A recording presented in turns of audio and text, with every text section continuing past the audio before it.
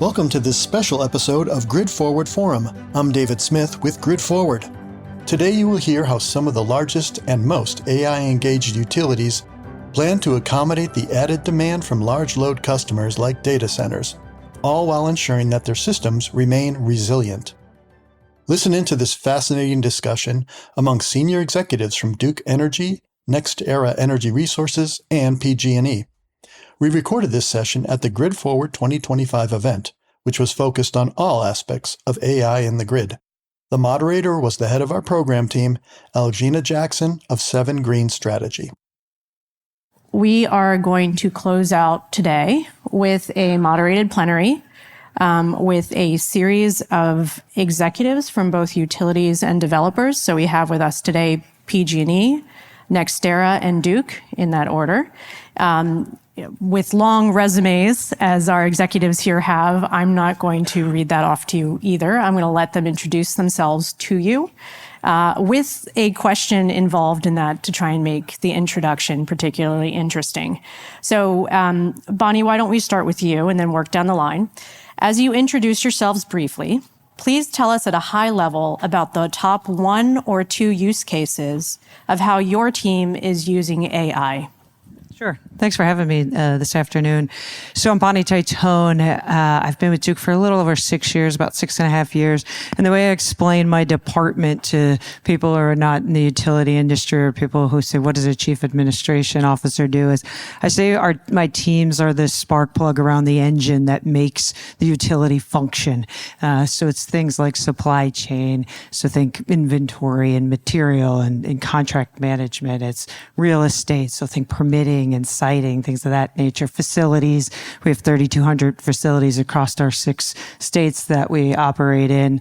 And then it's your IT, so think innovation and solutions, all your traditional IT activities, security, securing everything that we're building. As I think about a couple of AI functions that I'm really proud of or things that we've done, I'll pick 2 that are my favorite. We have 50 plus applications at this point that we've built internal to Duke with our innovation team. And they all do something for either the customer or the teammates. But the 2 that stand out to me is one in the aviation space called Air. So think of helicopters. So we have utility helicopters that fly the 32,000 miles of lines that we have across our service territories twice a year. We create about 64 terabytes of data on each and every pole on the wires. And there's an AI model behind that ingests all that data and creates work orders based on priority for the field teammates to just go out and fix it. And if you think about that as it relates to reliability, from the speed of the helicopter taking a picture to the work order being created to go fix something, it's certainly helping us with our reliability from that perspective. The other one that I think is just kind of neat is the EV vehicle disaggregation. So it's basically allows us to use a ton of information that comes from many different avenues and predict where people are going to move into our service territory, and not just around growth, but where it's the likelihood that they'll have an EV or a solar on their house. And it basically allows us to give that information to our planners so that they are building the next substation or building the next transmission line where the puck is going, not where it is today. And so those 2 things are pretty beneficial to our ability to build a resilient and reliable grid. Terrific. So Petter Skousen with NextEra Energy, we're really 2 complementary companies. So we're a large utility in Florida Power and Light, a vertically integrated utility. And then on the other half of the company where I sit, we are a energy infrastructure provider to the rest of the industry. Our customers are utilities, co-ops, munis, and directly commercial customers like hyperscalers. And what we build is all the infrastructure needed to put and serve that load. We build generation. We're the largest renewable energy company and battery storage company in the world. We are, a developer of natural gas, of nuclear, and we build transmission outside our own utility to help facilitate that. So in the last decade, we've deployed about $150 billion worth of infrastructure across the country. We're really entirely US and Canada focused. to help supply that load, and that's just accelerating. So really, for us, like this is all about enabling and empowering all the companies around here to go and serve that demand. As we look at AI in that context, that is everywhere in that value chain. So we used it every step along the way. Some of the things we're really excited about is we have a large application model that we call NextEra 360 that really captures the entirety of both the U.S. grid, so a really detailed model of the entire U.S. grid system, overlaid with all the resource data. Where are gas pipelines? Where are good renewable resources like solar resource? Where is land availability? Where's water availability? And then we take that into various industries. What's needed by a hyperscaler? Well, do we need fiber access resource? Do we need access to a different talent pool?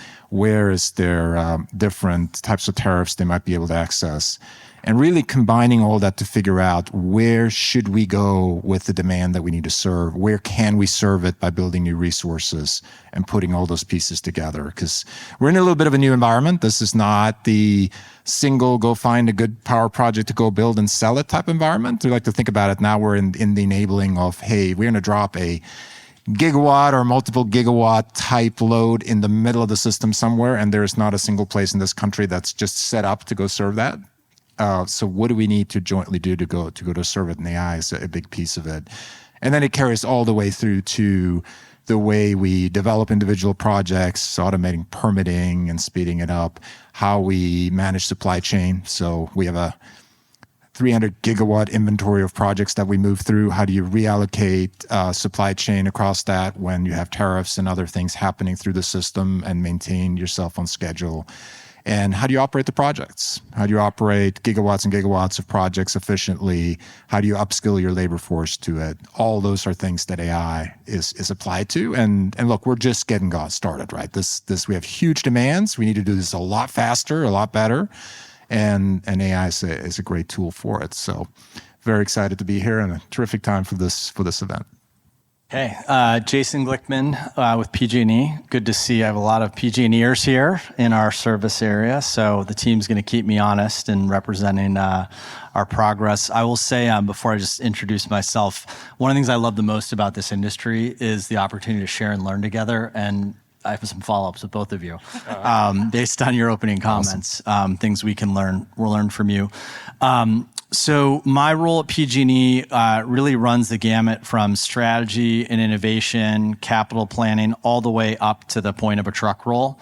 And so we really talk about, where can we drive process improvement and throughput in our standard workflow for our partners in operations, but then also go find spots where we can apply innovation, where the ways we've worked in the past aren't going to cut it and aren't going to deliver the outcomes we need. So kind of everything that happens right up to a truck roll in the operations teams in our shop.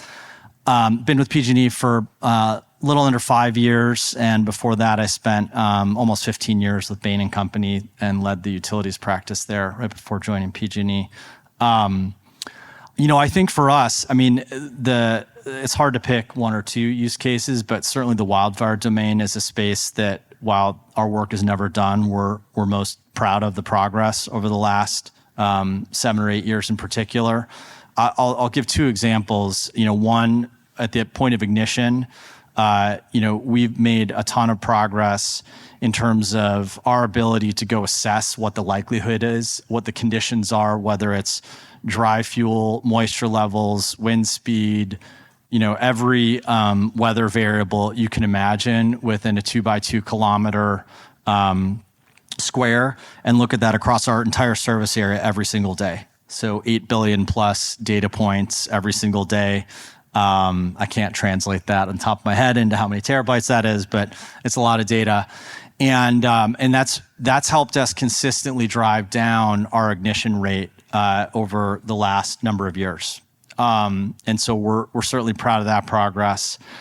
I would say that, but then the other part of this, 90% of the ignitions in California of wildfires are not utility caused. And we have a stand at PG&E that catastrophic wildfires shall stop, and it's not catastrophic wildfires caused by our equipment shall stop. This shall stop, period. And so we've made a ton of investments on the other side of ignition, looking at spread. We've got over 600 AI-enabled cameras across our service area where we're able to pick up smoke and indications of an ignition in advance of the human eye. We have a real-time monitoring center that keeps track of all of that. And those seconds to minutes in the moments after ignition can be the difference between a fire being responded to effectively with our partners or getting to a point of spread that could be catastrophic. And so that's huge progress there. Not nearly done yet. And I think part of what we're reflecting on is how do we bring that same level of insight and technology and performance, not just to our catastrophic wildfire shall stop stand, but all of our outcomes and all of our planned work for customers as well.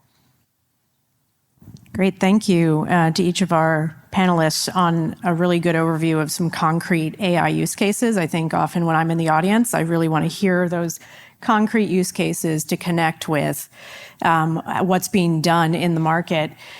So if you guys wouldn't mind going a little on the nose here, since our panel is about resilience in the grid, whether it's the specific use cases you just shared or sort of at a higher level, how do you think about AI contributing to grid resilience and resource adequacy?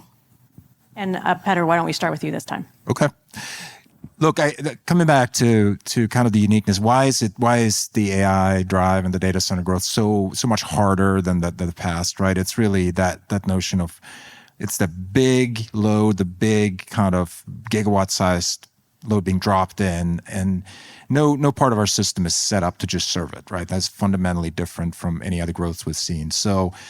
And then the second part of it is the timing. We know, like, as anyone who's dealt with some of our data center customers, is we know we want this built now, right? We want it immediately, and we want certainty of it being delivered. So how do you do that? Well, there are really only two ways. You can either try to use the things you have on the system more effectively, or add new solutions to it. And you need both, right? We know ultimately to serve that sized load, you're going to have to build new generation on the system. It's got to be large, it's got to be concentrated, it's got to be controllable in some way to serve it. But by definition, we know that's a really long time event.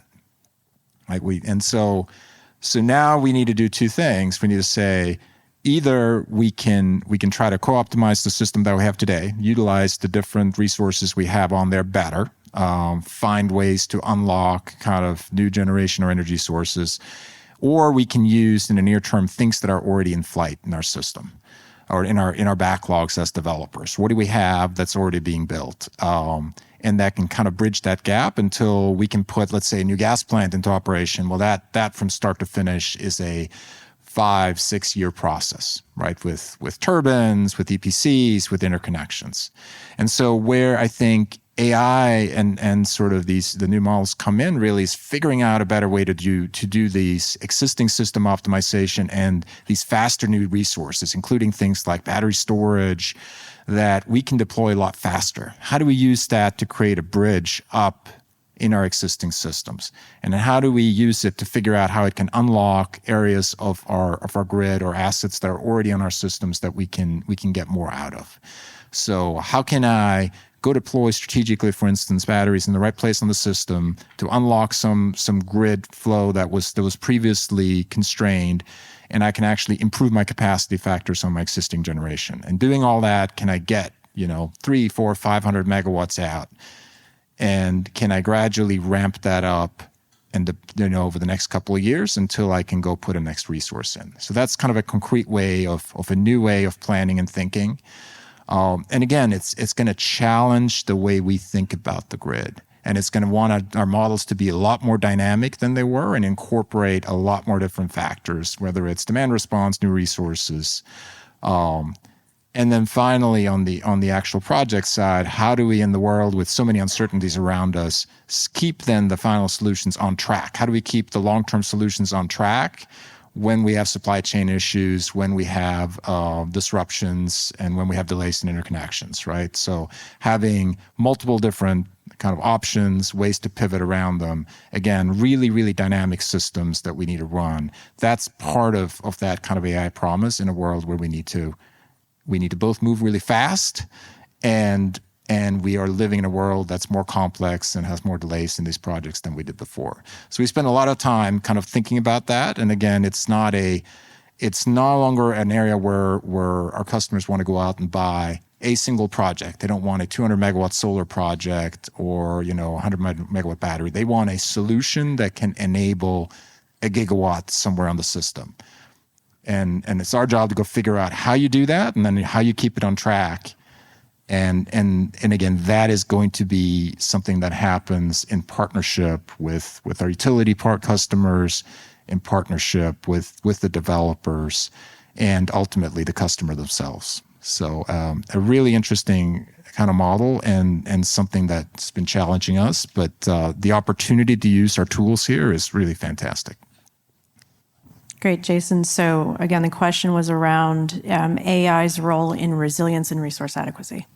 I love everything Petter just said on the planning environment getting so much more dynamic. I'll maybe piggyback on some of my comments and just in the wildfire space and thinking about resilience and resilient infrastructure.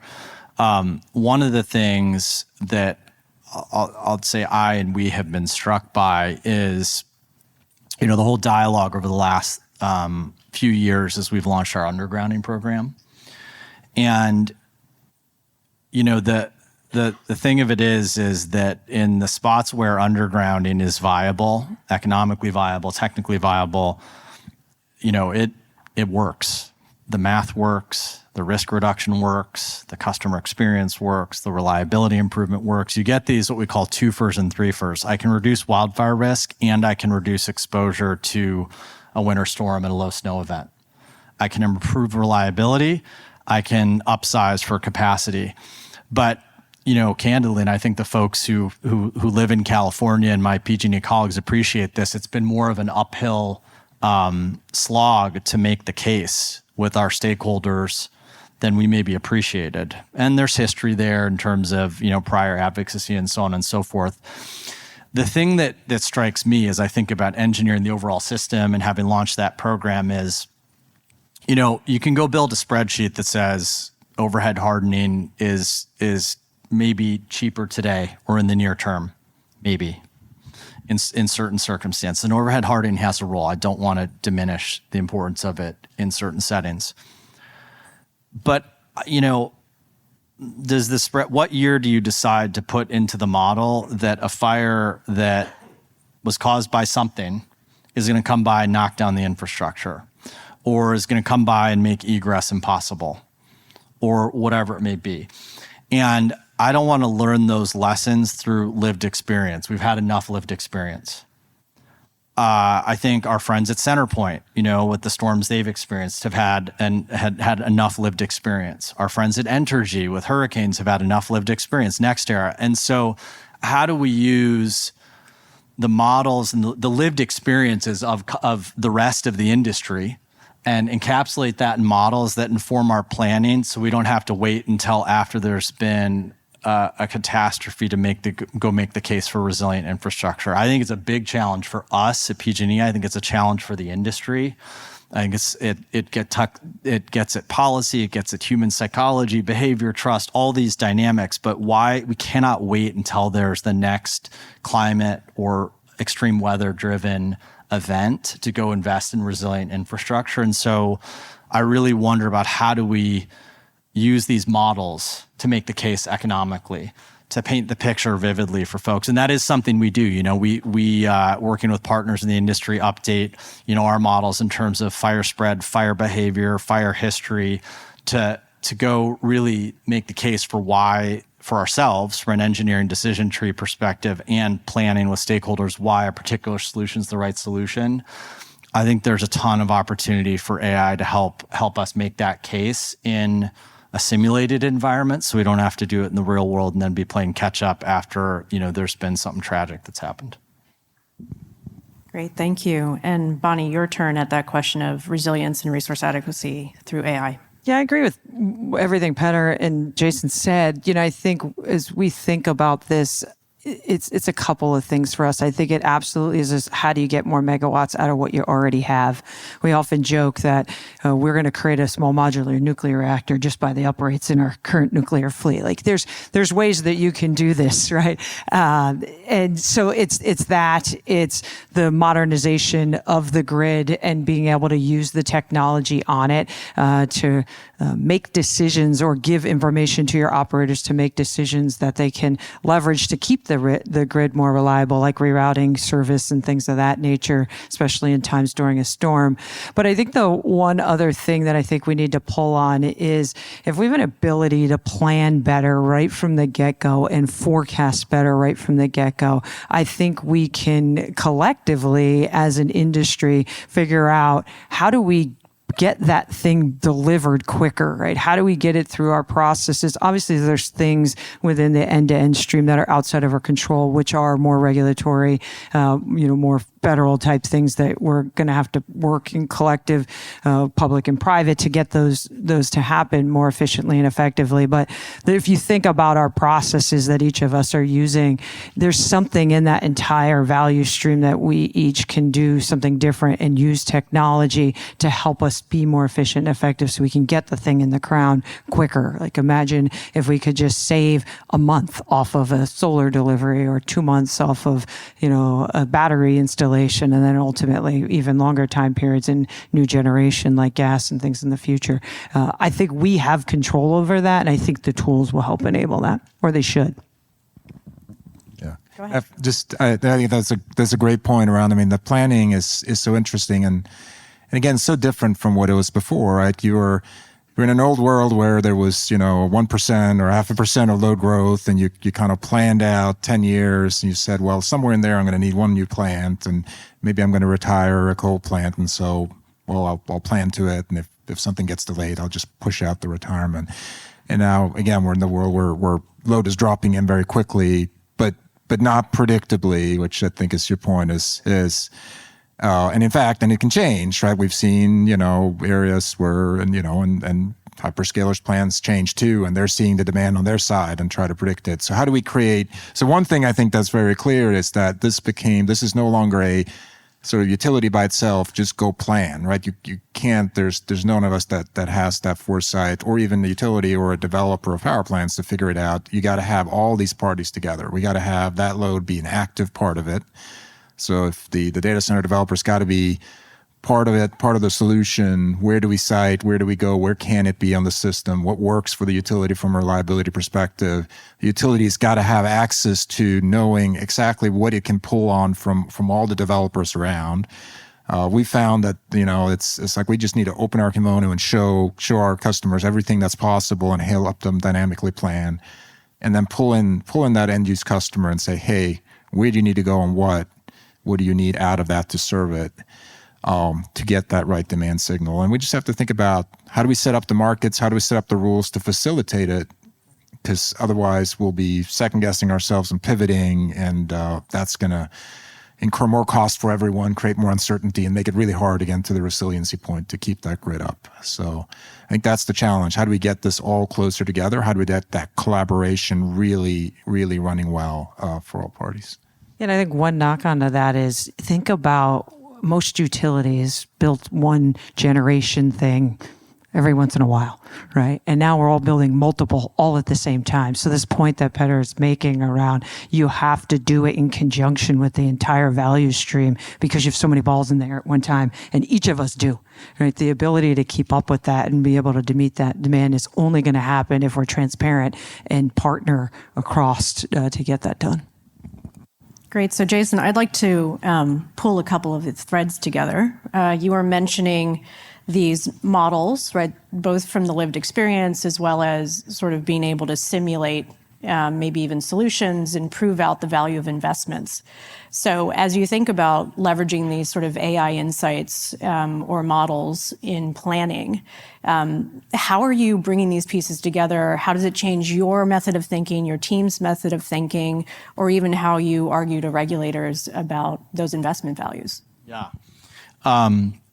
Well, I'll plus one to everything that Bonnie and Petter said at the kind of bulk bulk power and system level. I think that we're in this space where, as an industry and for our customers, we can win together or lose together. It is not a zero-sum game. And so the ability to be as transparent as possible with customers and partners about their plans and needs and ours is so key.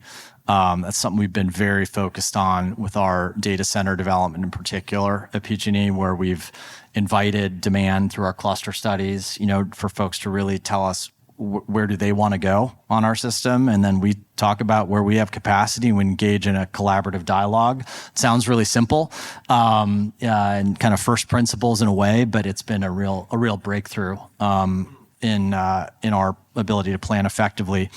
One example I'll talk about that we've been doing across the electric system, but particularly in distribution, is something we call integrated grid planning, where historically we would go look at needs one by one.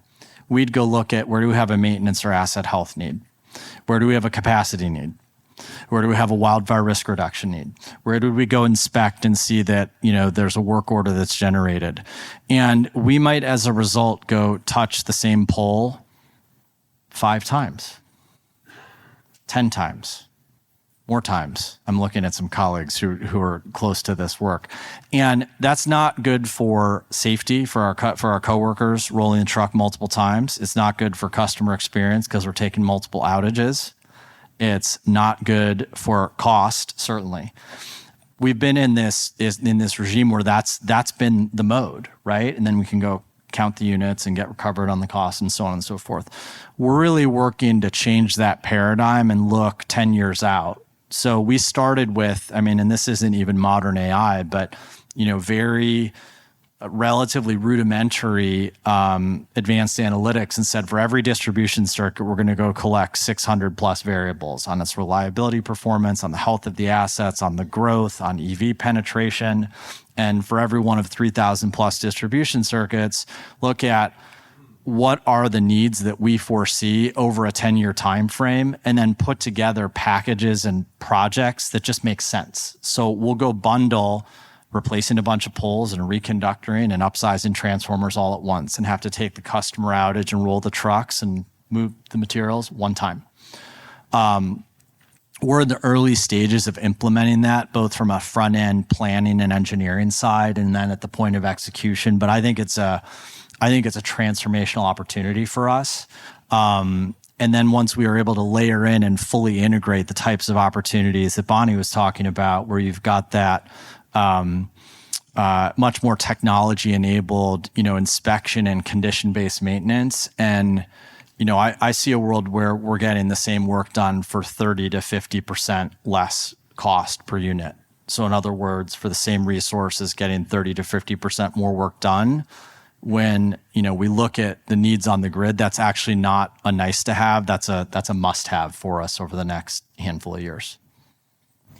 So, Bonnie, I would love to pull a thread from what Jason was saying, right? Because Jason, I was hearing a lot of data points leading to efficiency, to risk reduction, to customer satisfaction.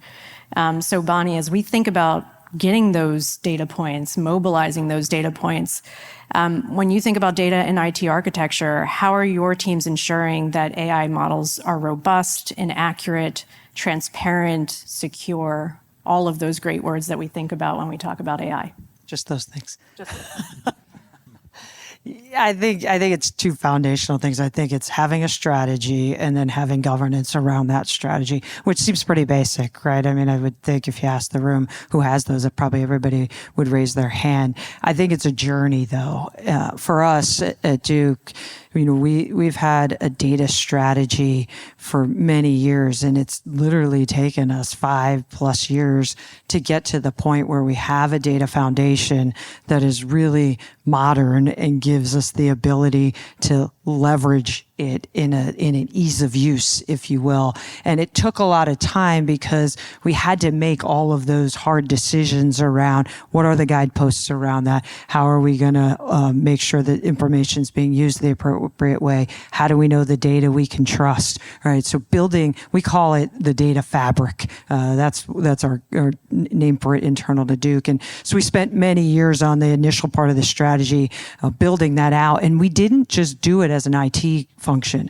We did it with IT, we did it with security, we did it with legal, we did it with business partners, because all of those play a part in what you've built, because they're ultimately all going to use it, right? If we just would have come in there from an IT perspective and say, here's our policies, here's how we're going to govern it, here's how the data that's in there, have at it. I mean, that would have been a disaster. And so over a course of a couple of years, we've now built a data product layer on top of that. And those are the stars of the show. So those are like the pieces where you build a product that goes and asks the fabric, here's all the things I need, and you can trust it. And we've already put the guideposts in place for them. So it's less risky that they're going to go ask for something or get some information that we don't want out in a particular part of our business.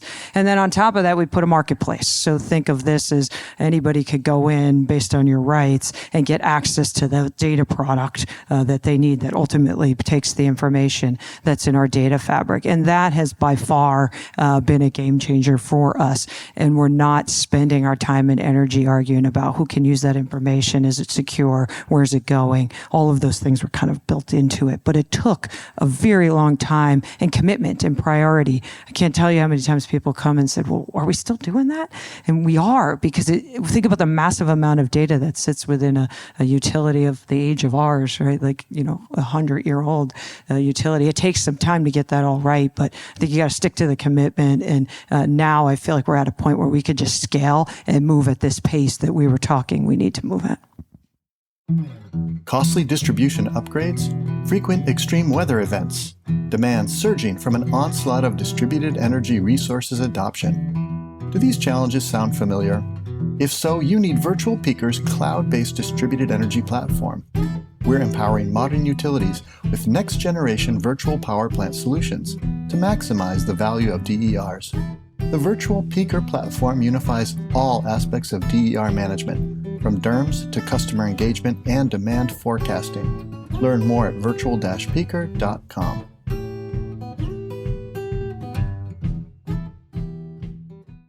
So, Petter, to you, you were talking earlier about batteries and technologies to bridge basically different time horizons. How can you tell us a bit more about both the use of technology as well as collaboration, which seemed to be another big theme of what you were raising? It seemed both inspiring and complex at the same time.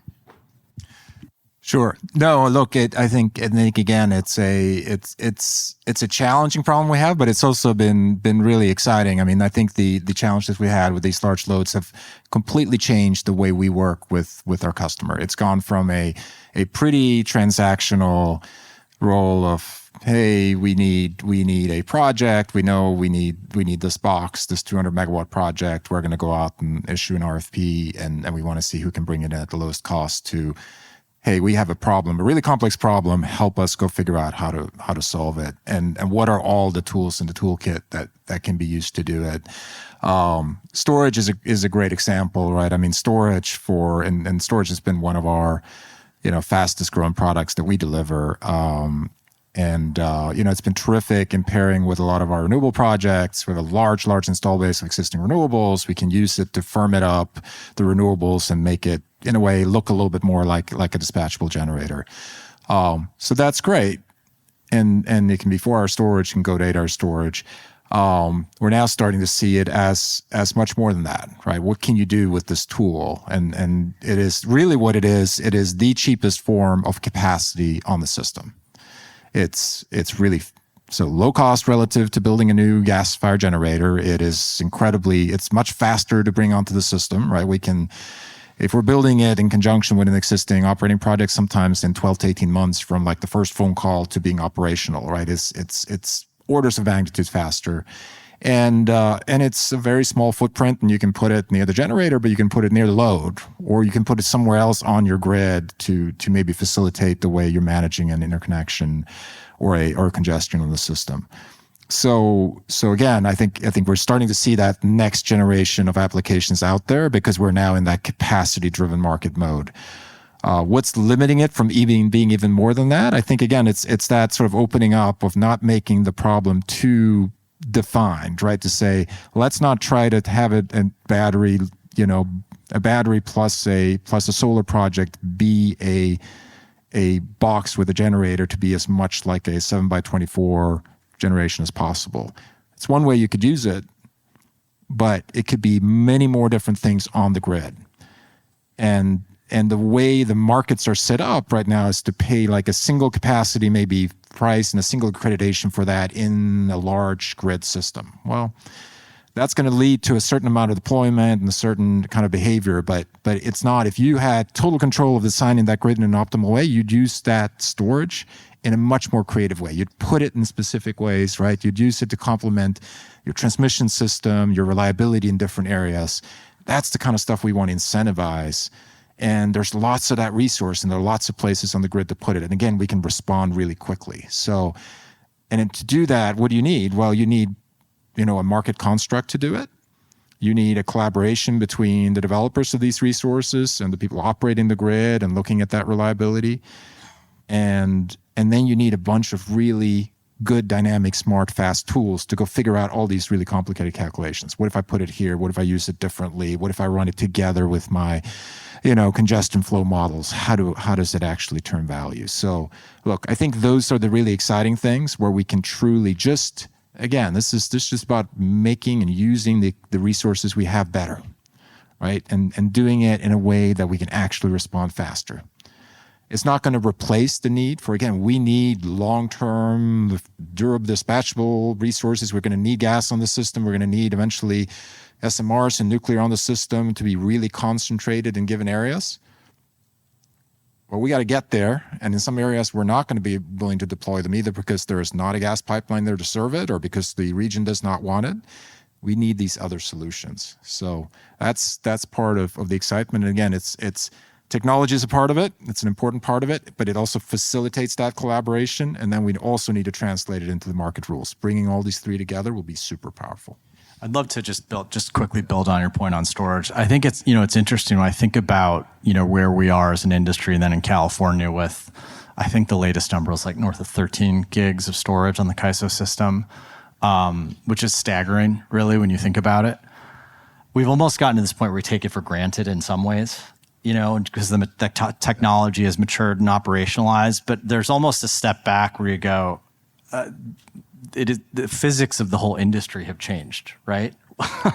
In terms of we don't actually have to consume every electron instantaneously at matching supply and demand. And I think the curiosity and a role for AI in finding new opportunities and use cases for storage is so interesting. One example we had at the distribution level, we had a distribution circuit up in a rural part of Humboldt County that we were really struggling to come up with a solution for how to meet customer needs there. And just the density of the customer base relative to the cost of the infrastructure, we just could not make the math work from an affordability perspective. And the more we got curious about it, we realized it was actually a voltage support issue. And if we put, a megapack sized battery kind of midway down the circuit, we could solve the problem. And we solved the problem for less than 10% of what our original scoping had estimated it would cost. So I just think about how many dozens or hundreds of use cases are there like that and that took several months, honestly, for us to get to that conclusion, and a lot of stakeholder heartache and so on and so forth. What if that option had been on the table immediately for our engineers? What would that have done in terms of delivering value to customers more quickly? And so I do think there's a real role for AI and storage to intersect to find new economics and not take for granted what a change in the physics of the industry it is. That's a great point. It's a great example, I think. And again, you can take it obviously beyond storage. Look at other whether it's upgrades to the system, whether it's new transmission, like we think is look, we often compartmentalize things and say, hey, for this problem, we need generation. And then we think about transmission planning cycles differently. Look, these are interchangeable models. We only kind of separate them out to make the problem simpler. Well, now we got these really powerful tools to make them kind of combined. Same with the demand response, same with other technologies, be it a synchronous condenser, anything you can put on the system, right, to solve a voltage or other problem. If we jointly optimize them, which these tools now let us do, we'll come up with completely different. I love the way you thought of it, say, challenging your engineers, like opening the minds of everyone of looking at that bigger problem. We do have some resources on the system that we're just not seeing because of the way we're used to dissecting the problem. So Bonnie, as we're entering the last 10 minutes of our session here, I'd love to ask you a question. We heard Jason talk about, meeting customer needs. We also heard about a bunch of great new technologies being deployed onto the grid, the need for a lot of infrastructure adds. So I think there is the necessary question around how do we make so much change with the cost of new generation and grid infrastructure while still ensuring that we're attentive to the cost of our smaller grid customers. We heard about collaboration. So how are you collaborating with regulators and external partners to do that? I know there are kind of two questions in there, so I'll let you unpack it. I think just smart regulatory structures are going to be incredibly important as we go forward, because all of us all of you in the room are on a affordability journey, right? That's part of all of our missions here, safe, reliable, but affordable is in that mix for probably all of us. And, I think we have to rethink or work both on the local level with your states and the commissions around how do we create structures that hold the customer harmless, right? And I think if you look at the IRP that we just submitted for North Carolina just last week, that's what's in there. It talks about the fact that there's new rate structures that we want to put in place so that we're ensuring that as these large load customers come on our system, that they are paying part of the cost in order for us to start whatever that looks like, whether that's a cluster study or transmission study, or whether that's the initial planning and design activities from a capital investment perspective, all the way down to take or pay type contracts and contract structures that allow us to make sure that the people coming through that interconnection queue are really the ones that are serious about needing the energy and wanting to partner in order to get creative to find the right way to solve the problem, but doing so in a manner that we're not putting the burden of those costs on our customers' backs. And I think that's going to be incredibly important. I'll tie that to even the federal arm too. If you think about it, I think most of us responded to the recent administration's AI action plan. I think things in there are how do we help with the domestic manufacturing for the critical and long lead time items? We have to solve that. We're all competing for the same pieces of equipment, the same resources from EPCs. It's not sustainable for us to pit each other against each other. That's not helping affordability across any of the industry. So that was a big piece of it. The permitting and the siting, how do we work with the government to make that quicker and get through that process in a more streamlined manner? Because the quicker we can get the thing in the ground, the less labor we're using and the ability to meet the generation demand quicker. And there's a ton of other things underneath there, like demand side management and grid stability. I could go on with the 6 or 7 things that we included there. But the point is, it has to be a partnership. It has to be in collaboration. And we have to think about it from the lens of the end customer and affordability. Great. So, Petter or Jason, as we round out, is there anything you would like to add around affordability, AI, new tech, targeting around 2 minutes each so that we end on time? I'll just say we're laser focused at PG&E on making sure that we actually call it. We have a KPI that is on my scorecard, CEO scorecard, called beneficial load growth. And the reason we call it beneficial load growth is we're trying to bring on this demand, from data centers in a manner that is rate reducing for all. bringing on in an electric system that's on average 45 to 50% utilized, bringing on a bunch of baseload demand that can improve utilization of the system, spread costs out for all is a great thing.